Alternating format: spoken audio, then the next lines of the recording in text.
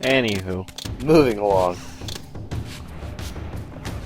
I don't know why I'm using the water reaver.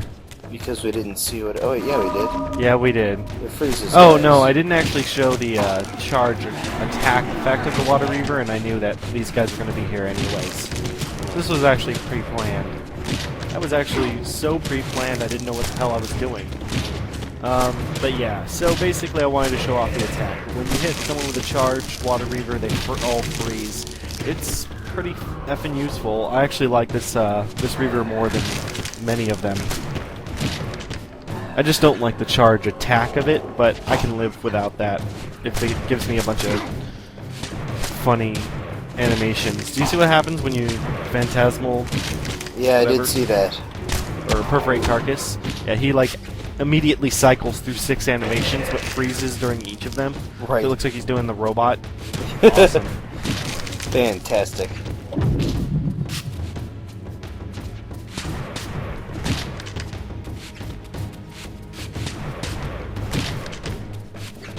Good lord, these guys need to die. Yes, they do.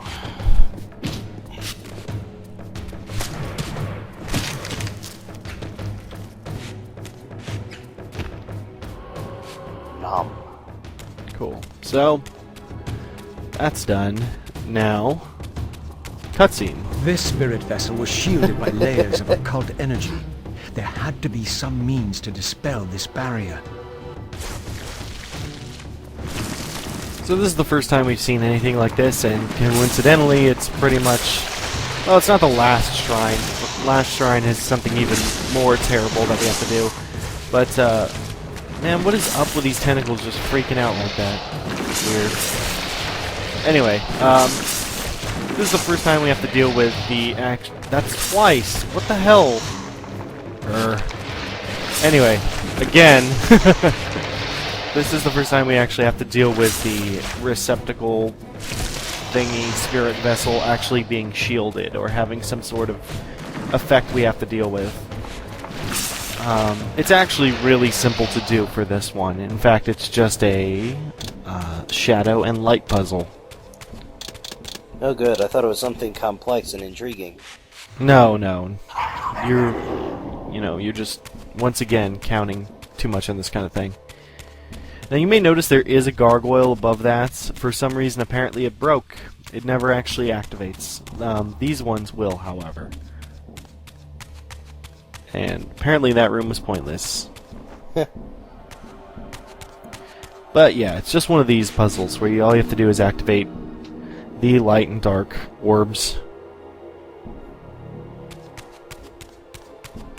And I ran out, which is awesome.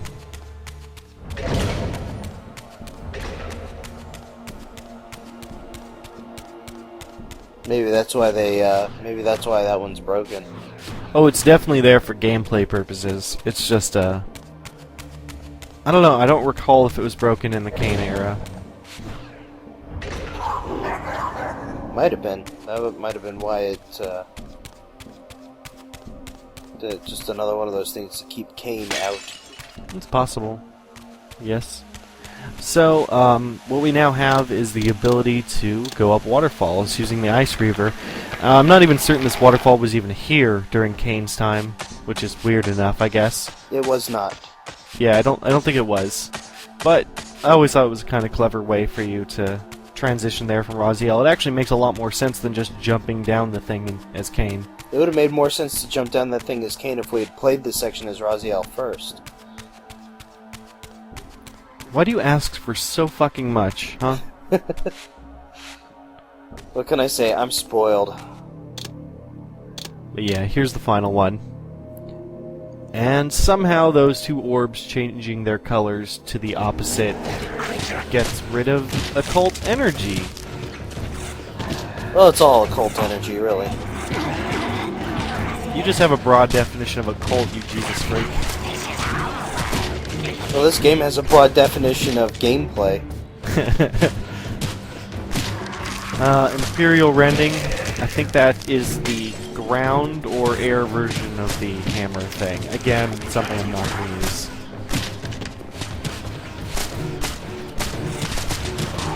probably the air version, because I think you get the ground version first.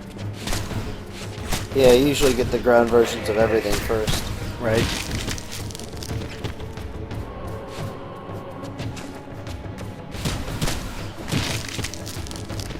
Well, that was a ton of fun. Totally.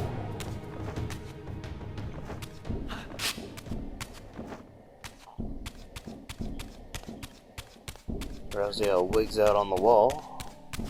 Yeah, that's pretty much standard at this point, right? So, apparently that door is closed. I don't really know why. We opened it last time, but, you know, whatever. And, yeah. Jumping. Your audio's sounding a little muffled there, dude. It'll be fine on my end. Don't worry. Okay.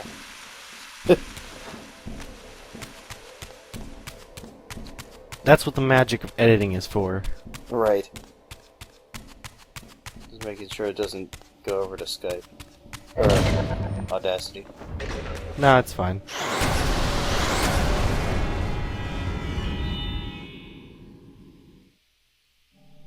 Oh, and of course, the gate closes. As the Reaver absorbed the souls of the original Energy and Time Guardians, it was imbued with the elemental power of Earth with which their principles were aligned.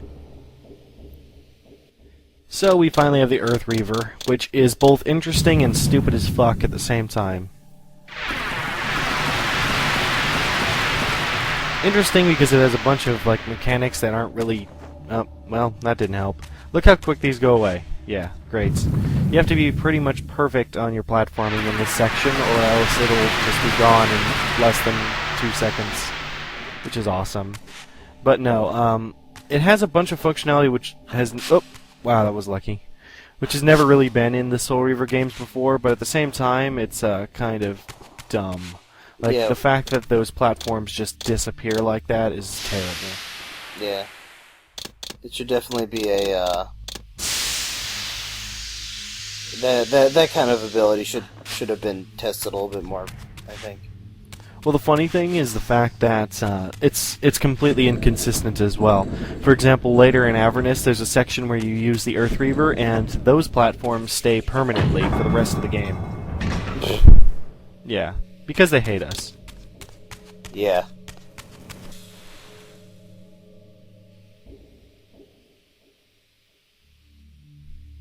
So this bit's pretty simple. Just point the statues at the door you want to open, and then push the trigger.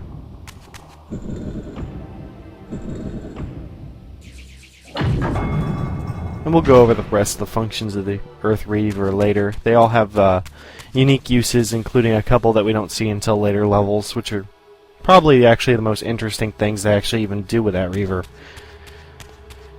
But yeah, not the biggest fan of the Earth Reaver, just because of how annoying it is. Yeah. And that was complete failure. At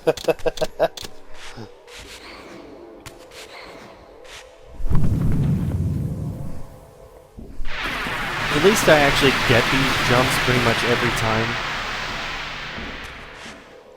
It's just a little rough having... Oh. As I was saying. The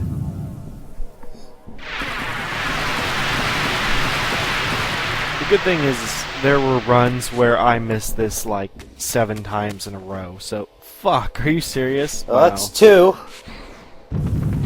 Well, 2 in a row, anyway. Yeah, the downside to this is the fact that each of the rest of... Fuck. I really should have edited this. Oops. My bad. I thought I did. I actually thought this was less annoying than it actually is.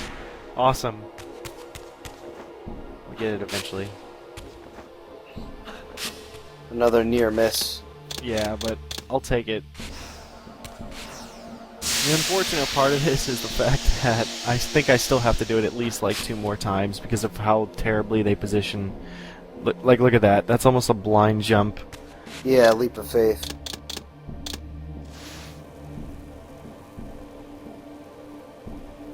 And, you know, I gotta at least do it 1 more time because there's a whole nother side. But yeah. The good thing is if you actually do this right, I think you can get it done in 3, maybe 2. You can probably get it done in 2, because if you actually get up to the Air Reaver right, or the Air Reaver shrine thing, if you can get up to that in 1, then you can jump to the other one if you do it correctly. Ah ha ha. Fail. And then if the other one's near the exit, so you should be able to do it in 2 jumps if you don't suck as terribly as I do. Well, you were supposed to be able to do it, but they didn't program it right. I don't know, this is kind of my fault. There we go. Interestingly, you can see the jump point for Kane. Yeah, which is funny because that jump point for Kane also like does just about jack crap in this place. It just jumps you to the other side where there's nothing.